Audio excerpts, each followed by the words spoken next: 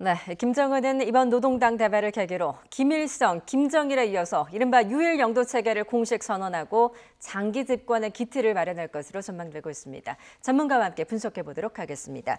문성묵 한국국가전략연구원 통일전략센터장 그리고 이윤걸 북한전략정보서비스센터 소장과 함께 자세한 이야기 나눠보겠습니다. 안녕하세요. 네, 안녕하십니까? 예, 지금 방금 이선화 기자가 보도를 해드렸듯이 일단 노동당 대회가 시작은 된 것 같습니다. 하지만 북한 매체가 공식 발표는 하지 않고 있는데요. 네. 지금 어떤 행사가 진행 중일 거라고 보십니까? 예, 지금 원래 과거에 했던 전례를 보면 첫날에는 이제 그동안의 사업을 총화한다고 그러는데 우리 식으로 표현한다면 그동안 김정은의 업적을 이제 평가하고 또 과시하는 그런 시간인데 6차 당대회 때는 김일성이가 직접 나와서 그 과정을 몇 시간 동안 계속 그 연설을 했다고 그러는데 예. 이번에도 김정은이가 직접 나서서 본인의 5년간의 업적을 과시하는 그런 시간이 첫 시간으로 장식되지 않을까 보이는데 지금 전혀 소식이 나오지 않고 있기 때문에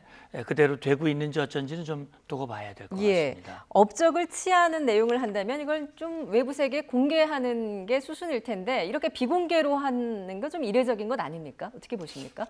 그렇습니다. 제가 보기에는 아직까지 외신 기자들이랑 지금 둘해놓지 않은 상황에서 자체로 몇 시간 동안 따로 하고 지금 공개하려고 그러는지 여러 가지 상황에서 조금 더 다시 한번 지켜봐야 되지만 북한이 지금 치적을 드러내봤자 지금 36년 만에 할 수밖에 없는 상황을 그 자체가 사실은 북한의 상황이 어려웠다는 것을 반증해 주는 건데 그걸 이제 어떻게 가미해서 국제사회에 알려주겠는가는 좀 더 두고봐야 될 문제지만 아마 김일성, 김정일이 아마 지금까지 처음에 김일성이는 주체 사상을 내놔서 사상의 어떠한 이런 위인이다 그럴까요? 그런 사람을 말고 그다음에 김정일은 선군의 위인이고 그다음에 아마 김정은을 어떻게 할지는 어쨌든 그런 식으로 이제 끌어갈 것 같은데 이 자체가 지금 문제는 공개되지 외신 기자를 초청해 놓고 공개되지 않는다는 것 자체가 아니면 자체로 지금 일정한 시간 동안 못 나가게 하는 건지 좀 두고 봐야 될 문제인 것 같습니다. 일단 김정은이 그 노동당 대회가 열리고 있는 행사장에 들어갔다라는 보도는 나오고 있는데 시작했다라는 공식 발표는 아직 나오지 않고 있습니다. 네. 북한으로서는 중요한 정치 행사인데요. 노동당 대회에서 과연 어떤 결정이 내려질지 주제어로 한번 풀어보도록 하겠습니다. 첫 번째 주제어입니다. 네, 7차 당 대회가 오전 9시 반부터 시작이 된 것으로 알려졌습니다. 과연 이 자리에서 핵 보유국을 선포할 것인가? 라는 부분도 중요한 관전 포인트 가운데 하나인 것 같습니다. 그렇습니다. 이미 이제 김정은 정권 출범 이후에 헌법에는 북한이 핵 보유국이라고 하는 것을 명시를 했습니다. 이제 당 규약에 그걸 명시하면서 이제 당이라고 하는 것이 북한에서는 최고 권력 기구고 그 권력 기구의 정점에 김정은이가 위치하고 있고 이번에 당 대회를 무리하게 여는 것도 결국 본인이 아버지로부터 권력을 물려받았지만 공식 기구를 통해서 본인의 권력을 확실하게 물려받는 확인하는 그런 기회를 삼기를 원하는 것인데 역시 김정은의 최대의 업적은 1월 달에 했던 소위 북한식으로 말하면 수소탄 그렇게 해서 핵강국, 핵보유국이 됐다라고 하는 것을 이제 선포할 가능성이 현재로서 높아 보이고요. 지금 당 대회 소식은 보도하고 있지 않지만 지금 기록 영화라든지 또는 북한 내부 매체를 통해서 선전하는 것은 이 핵탄두의 소형화가 이번에 당대회의 최고의 선물이다라고 집중 부각하는 것으로 봤을 때 지금 말씀하신 대로 핵보유국이라고 하는 것을 귀하게 명시하면서 다시 한번 선언하는 그것이 김정은의 최대의 업적으로 부각시키는 그런 자리가 되지 않을까 추정을 해봅니다. 핵 보유국을 이제 명시할 것이다라는 전망인데 이렇게 되면 이제 변화냐 고립이냐 이 기로에서 사실 고립으로 가는 것 아니겠습니까? 네. 오늘 당대회에서 어느 정도의 메시지가 나올 거라고 보십니까? 불보듯이 뻔한 겁니다. 사실은 사업총합 보고서 다음에 그 나오는 비전 같은 걸 제시합니다. 사실은 10대 전망 목표라고 그 10대 전망 목표에서 경제적으로 뭘 하겠다는 각 분야별로 이제 실질적인 어떤 구체적인 수치가 나오는데 그걸 제대로 하겠는지가 사실 가장 중요한 관전 포인트고, 예. 그다음에 핵을 바로 이런 걸 하기 위해서 우리가 핵을 통해서 국가의 안보를, 다시 말해서 독재 체제의 그 어떤 안전을 기했다는 걸 아마 더 취항시키는, 다시 말해서 그걸 예. 부각시키는 걸로 가지 않겠나, 저는 그렇게 보고 있습니다. 그렇군요. 이번 그 노동당 대회를 앞두고 5차 핵실험을 강행할 것이다라는 전망이 있었는데 지금까지 좀 잠잠합니다. 때문에 미 대선 이후로 미뤄진 게 아니냐는 분석도 뭐 조심스럽게 나오고 있는데, 혹시 당 대회가 열리는 도중에 핵실험을 뭐 할 가능성도 있습니까? 예, 지금 이제 국방부라든지 정보 당국의 평가는 북한이 핵실험을 하기 위한 모든 물리적인 준비는 끝났다. 이제 김정은의 결심만 남아 있는데, 예. 이 원래 풍계리 핵실험장에서도 활발하게 움직이는 그 동향들이 이미 포착이 됐었고요. 그래서 김정은의 업적을 확고하게 하기 위해서 당대회 전에 할 가능성이 있지 않냐라는 예측을 했습니다만 아직 하지 않고 있거든요. 그래서 그 배경에 중국의 입김이 있지 않느냐라고 하는 추정 보도도 있습니다만, 어쨌든 김정은이가 핵실험을 했을 때 자기들이 얻을 수 있는 이익이 가장 크다고 판단되는 시점과 조건에 할 겁니다. 예. 그것이 말씀하신 대로 미 대선 이후에, 다시 말하면 금년 11월 이후에 할지 그 전에 할지는 알 수 없습니다만, 분명한 것은 지금 이제 이 당대회가 뭐 오늘 시작이 됐으니까 내일면 뭐 3일이면 이제 내일 모레 끝나는 것이고, 예. 4일이면 이제 그 하루 더 하는 것인데, 기간 중에 할 가능성은 상대적으로 좀 적어지지 않았느냐, 예. 이렇게 보고, 그렇게 된다면은 당대회 이후에 하게 될 텐데, 아마 북한이 국제사회에 요구하는 것이 제대로 수용되지 않았을 때 거기에 대한 불만을 표출하면서 그걸 명분으로 해서 추가 핵실험이라든지 추가 미사일 도발, 이렇게 반발할 가능성도 우리가 주목해 봐야 될 것 같습니다. 예. 혹시나 이제 북한이 핵 모라토리엄, 즉 핵 유예 선언을 통해서 어떻게 국제사회에 좀 대화의 손짓을 할 가능성은 없습니까? 제가 보기에는 지금 최근에 지금 북한 내부 종합해 보면 그런 경향보다도 북한이 지금 할 수 없이 지금 이수영 외무상이 지금 21일 날 뉴욕에 가서 지금 우리 뭐 북핵과 관련해서 여러 가지 발언을 했잖아요. 예. 근데 그 나가게 된 배경을 지금 쓱 며칠 전에 분석해 본 데에 하면, 그 북한에서는 이러한 문제로 인해 가지고 두 개로 갈려져서 논의를 하던 거로 알고 있었고요. 네. 원래 핵이나 장거리 미사일 같은 건 한 번 더 하려고 그랬는데 그것을 내부에서는 국력 반대하는 세력과 예. 중국의 입김이 최후의 통첩을 한 거로 알고 있습니다. 그래서 아마 급선한 거로 알고 있습니다. 그렇지만 이제 미국 대선과 관련해서라든가 이런 측면에서 협상 카드를 분명히 가지고 이수영이 갖댄 거는 거의 확실한 것 같습니다. 예. 결국은 이제 이 당 대회를 마치면서 이제 결정서라고 하는 것들을 발표를 할 텐데, 거기 아마 북한의 앞으로 나아갈 방향 분야별로, 그것에는 이제 김정은 정권이 지향해야 할 노선이라든지 경제 분야 또는 군사 분야, 또 대남 분야, 이런 내용들이 포함이 될 텐데, 우리의 관심은 그겁니다. 말씀하신 대로 지난번에 리수영이 유엔에 가가지고 한미가 연합연습을 중단하면 자기들이 핵실험을 중지할 용의가 있다, 그런 얘기를 했고, 또 중국에서는 비핵화와 평화협정을 병행 논의하자, 제재가 모든 문제 해결 방안이 아니고 결국 대화로 풀어야 한다, 그런 언급을 했기 때문에 김정은으로서는 이번 대회를 계기로 해서 뭔가 국제사회의 대북 제재 공조 노선을 공조 전선을 균열시키기 위한 차원에서라도 예. 그런 어떤 전술적인 제스처, 대화 제스처를 취할 가능성이 없지 않아 있습니다만, 지금 미국과 국제사회의 입장은 확고하지 않습니까? 비핵화를 전제로 한 진정성 있는 행동이 수반되지 않는다면 그 대화는 의미가 없다라고 하는 입장이기 때문에 북한도 아마 그런 것들 염두에 두고 있을 겁니다. 예, 알겠습니다.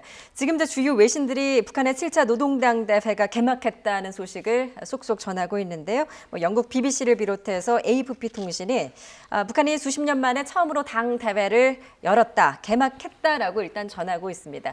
어떤 내용들이 지금 당 대회에서 진행되고 있는지는 공식적으로 알려지지 않고 있는데요. 구체적으로 좀 들어오는 대로 전해드리도록 하겠습니다. 자, 이번 북한의 7차 노동당 대회, 김정은 정권의 향방을 정하는 가늠대가 될 것으로 보입니다. 그 다음 주제어를 보고 이야기 나눠보도록 하겠습니다. 자, 백두혈통의 감투는, 즉 김정은은 또 어떤 감투를 쓰게 될까? 그리고 유일한 혈육이죠. 김여정은 어떤 감투를 쓰게 될까도 궁금한 부분입니다. 어떻게 보십니까? 제가 보기에는 뭐 김여정이 특별히 감투를 쓸 것 같지는 않고요. 단지 당중앙위원회 위원 정도는 아마 선거될 수 있는 거는 뭐 거의 확실할 것 같습니다. 단지 김여정이 지금 사실은 우리 언론이나 방송들이나 국제사회에서 북한 내에서 김여정이가 김정은의 친동생으로 나왔다고 하지만 제가 알기로는 뭐 김설성이라는 실제 배다른 누나가 북한 체제에 아주 중요한 역할을 하는 걸로 알려져 있습니다.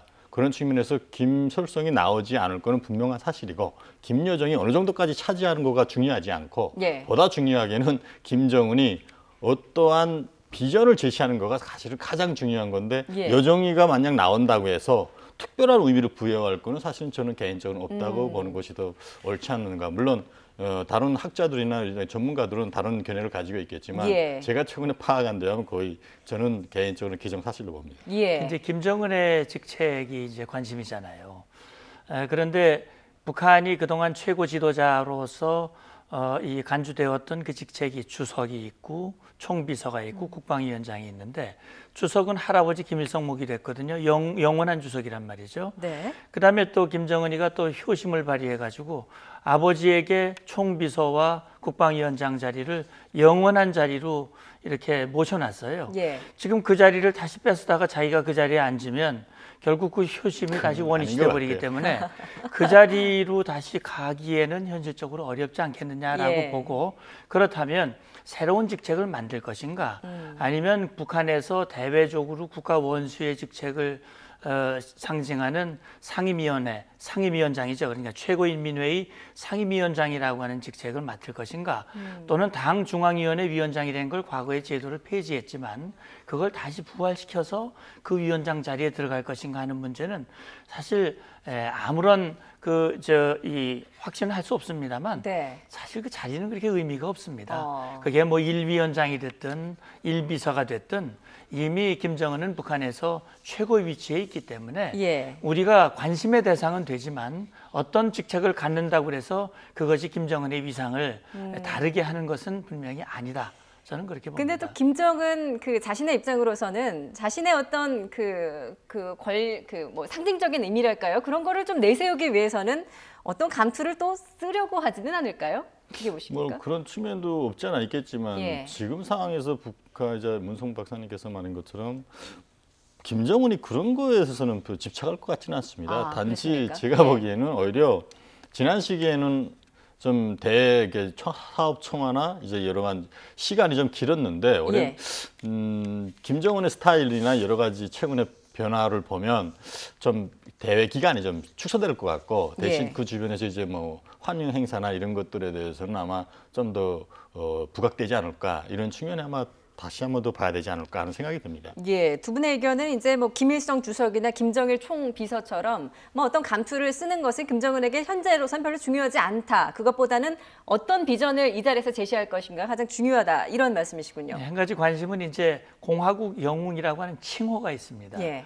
아버지나 할아버지는 그런 칭호들을 여러 번 받았고 김정은은 아직도 5년 동안 한 번도 받지 않았기 때문에 오히려 당대회 시작 전에 그런 칭호를 부여하지 않겠느냐라고 지금 하는 아침에 측이 나왔나요? 네네네 나온 거로 지금 알려져 그러면 있는데. 그건 제가 좀 잘 확인을 못 해가지고 그렇다면은 이제 요는 김정은의 우상화를 위해서 저는 이런 그 관심이 지금 김일성, 김정일 사진만 이제 초상만 지금 붙여놓고 있는데 예. 거기에 우리는 대통령 이 사진을 붙이지 않습니까? 예. 이제 공식 그 사무실에 거기 이제 김정은 사진을 나란히 붙이게 할 것인가 하는 문제라든지 태양상이라고 하는 것을 공식적으로 이제 본격적으로 사용할지 그런 것들도 상징성 있는 그런 조치 중에 하나라고 볼 수 있습니다. 예.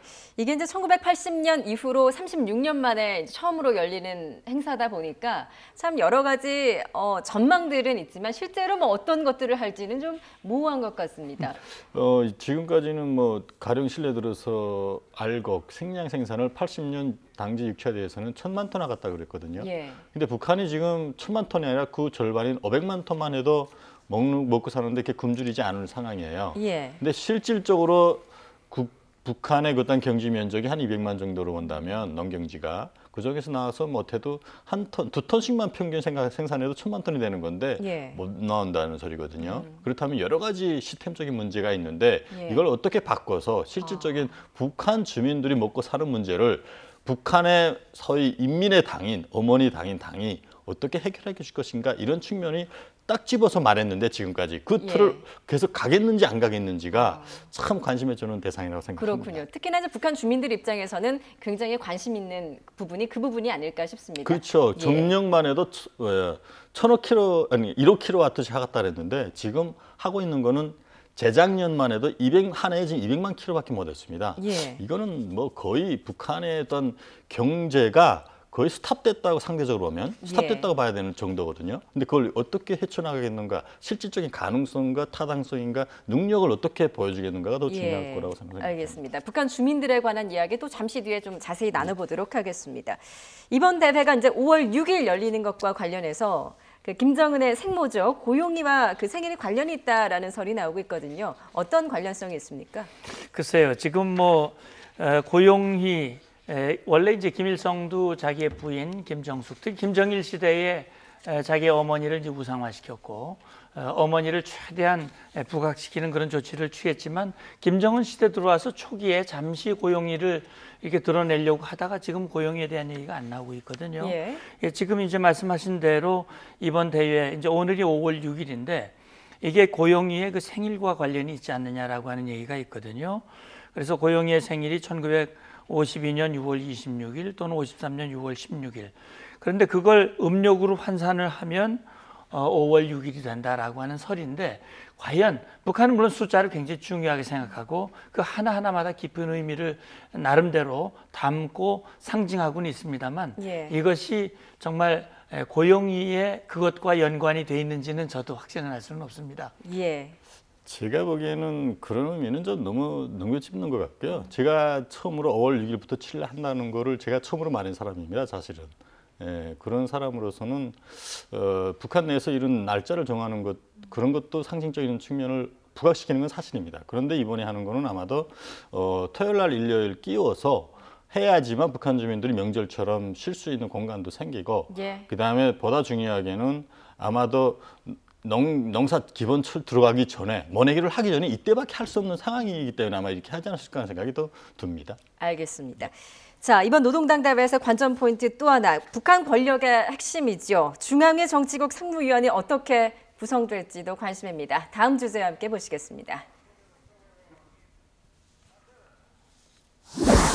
네, 최룡해, 황병석, 김영남, 과연 어느 정치국 상무위원으로 이제 최룡해 당비서가 등극할 수 있을지 그것도 관심인 것 같습니다. 어떻게 보십니까? 예, 그렇죠. 지금 이제 사진도 방금 나왔습니다만 현재 정치국 상무위원, 정치국은 또 북한 조선노동당 중에서 가장 최고 권력기관 중에 하나 아니겠습니까?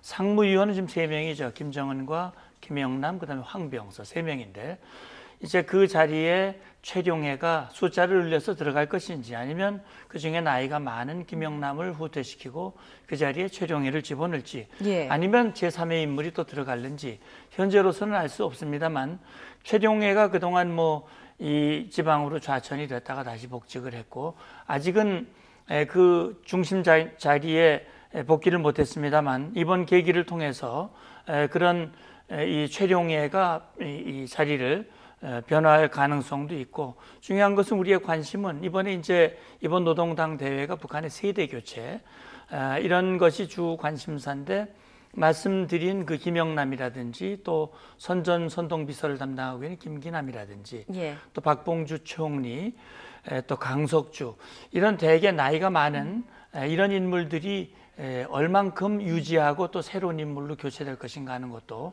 중요한 관전 포인트 중에 하나라고 봅니다. 예, 뭐 당위원회 70%가량의 젊은 세대를 교체될 것이라는 전망도 나오고 있는데 어떻게 보십니까?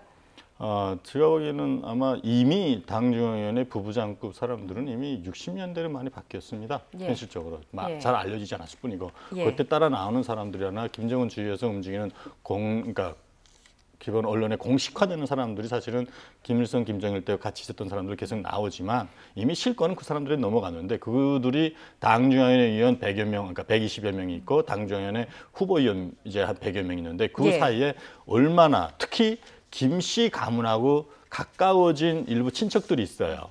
언론에 자주 나오지 않았는데 이 사람들이 얼마나 실권에 차지하고 있는가가 예. 이제 아마 가장 관전 포인트인데 아마 그런 측면을 집중적으로 아마 분석해서 연구해 보는 것도 아마 중요한 포인트가 아닐까 저는 생각됩니다. 예. 왜냐하면 김정은 시대에 김일성, 김정일로 넘어와서 김정은 시대의 3대 세습 정권은 현실적으로 공식적으로는 어떻게 보면 북한의 공산당 독재, 당 일당 독재를 볼 수 있지만 더 구체적으로 들어가면 김씨 가문에 의한 독재 이것을 부각시키면서 더욱 안정화하는 방향으로 가겠다는 측면이 예. 부각됐다는 측면에서 아마 더 중심적으로 봐야 되지 않을까 저는 생각됩니다. 그런 면에서 김여정이 뭐 장관급 이상의 중요한 직책을 맡게 될 가능성도 있지 않습니까? 이미 김여정은 우리 언론에서는 선전선동부 부부장이나 관련 예. 기관에서 이렇게 말하고 있지만 예. 이미 북한의 중앙당의 새로운 부서 제1부부장격으로 책임지고 있는 것은 사실입니다. 그렇기 예. 때문에 그것이 더 나오고 말고는 사실은 중요치 않은 거고 우리가 그리고 몰랐을 뿐이지 예. 북한 내에서는 이미 김여정은 중요한 직책에 있습니다. 그렇지만 당 중앙위의 중요한 부서들 중에 한 부서라는 다시 말해서 20여 개 부서들 중에 한 부서라는 측면이 조금 더 구체적으로 봐야 될 우리 전문가들의 시각이 아닐까 하는 생각됩니다. 예. 결국 이제 관심은 그거죠. 과거에 김정일 시대의 여동생이었던 유일한 여동생 피부치죠. 김경희가 이제 경공업 부장이 됐던 그런 전례를 봤을 때 이번에 김여정이 현재 북한 내부에서는 이제 부부장이라고 하는 직책으로 소개가 되고 있는데 과연 부장급으로 이제 이 직책을 변화할지 좀 더 공개적인 그런 위치에 올라갈지 그런 것들이 지금 우리 관심의 대상 중에 하나이죠. 예, 알겠습니다. 자, 지난 80년 6차 당대회 때는 북한 주민들이 굉장히 이번 당대회를 기대를 했었다고 합니다. 하지만 이번 7차 노동당 대회는 조금 다를 것 같습니다. 자, 조금 전에 북한 주민들에게는 어떤 인민들의 어떤 생활이 어떻게 달라질까 이런 부분들이 관심일 거라고 했는데 사실 북한 주민들의 불만이 만만치가 않을 것 같습니다. 어떻게 보십니까? 뭐 북한 그러니까 총체적으로 최고위층, 상층류, 상류 또는 중산층 이렇게 하층 우리 것처럼 나눠본다면 중산층들은 북한의 중하위급 간부들까지도 포함한다고 볼 수 있는데 예. 이런 분들은 제가 몇 번 누누이 말씀드리지만 지난 2010년 화폐 개혁을 통해서 완전히 반으로 돌아섰어요. 그리고 이 내심은 다 다른 데 있어요. 예. 근데 장성택 숙청이나 현영적 숙청이나 이걸 과정 통해서 최고위급 간부들까지 예. 김씨 가문하고 같이 가다간 공멸하겠다는 분위기가 실제 내심적으로는 많이 포진돼 있다는 측면이 고려돼야 될 문제고 우리는 그렇기 때문에 관련 당국 기관들이나 우리 정부는 북한의 실질적인 변화에 대해서 자세히 봐야 될 측면은 여기서 특별히 강조하고 싶습니다. 그렇군요. 김일성 주석이 주민들에게 쌀밥과 고깃국을 먹이지 못하면 당대회를 열지 말라라고 했었는데 어쨌든 7차 당대회가 열렸습니다. 북한 주민들의 여론이 어떻게 변할지도 관전 포인트일 것 같습니다. 지금까지 문성목 한국국가전략연구원 통일전략센터장 그리고 이윤걸 북한전략정보서비스센터 소장이었습니다. 잘 들었습니다. 감사합니다. 감사합니다.